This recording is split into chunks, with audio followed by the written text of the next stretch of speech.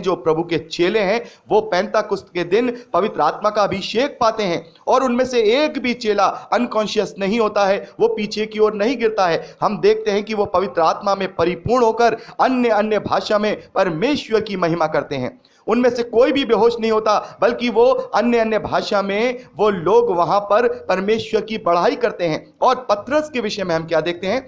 पतरस, ये वही पतरस है जब प्रभु यीशु मसीह को पकड़वाया गया तो उसने पतरस ने 3 बार प्रभु यीशु मसीह का शपथ खा करके इनकार किया था, अपनी मृत्यु के डर से कि कहीं ऐसा ना हो कि ये लोग मुझे भी पकड़ के ले जाकर के क्रूस पे लटका दें। 3 बार उस डरपोक पतरस ने, उस कायर पतरस ने 3 बार वहां पर इनकार किया था प्रभु यीशु मसीह का। लेकिन यहां पर हम क्या देखते हैं? जब पवित्र आत्मा उसे छूता है, पवित्र आत्मा से वो अभिषेक पाता है, तब हम देखते हैं प्रेरितों के कार्य में कि वो इतनी हजारों की भीड़ के सामने ऊंचे शब्द से प्रभु का प्रचार करने लगता है।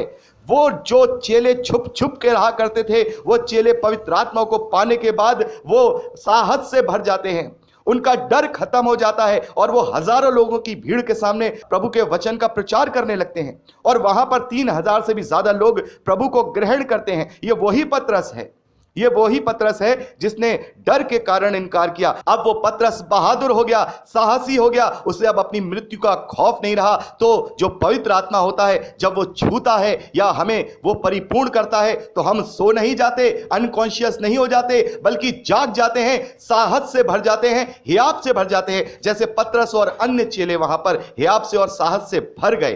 तो मेरे प्यारे भाई बहनों, अगर पतरस भी वहां बेहोश हो जाता या अन्य चेले भी पीछे गिर के बेहोश हो जाते तो फिर वहां प्रचार कौन करता?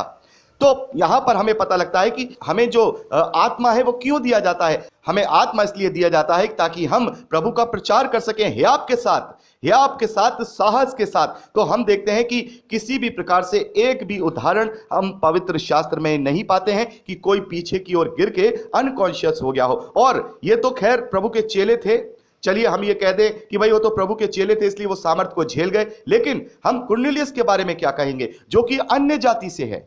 वो कुरनेलियुस जो अन्य जाति से है, ना वो यहूदी है, ना ही वो प्रभु का चेला है, वो केवल जब वो सुसमाचार सुन ही रहा था, पवित्र आत्मा उसके ऊपर उतरा और वो अपने पूरे घराने समेत अन्य अन्य भाषा में बात करने लगा। वो अन्य जाति के लोग विश्वास के द्वारा वहां पर अन्य अन्य भाषा में बात करने लगे। उनमें से भी कोई एक भी पीछे की ओर नहीं गिरा, अनकॉन्शियस नहीं हुआ। और बहुत सारे उदाहरण हम प्रेरितों के कार्य में पढ़ते हैं, वहां एक भी उदाहरण, एक भी एग्जाम्पल ऐसा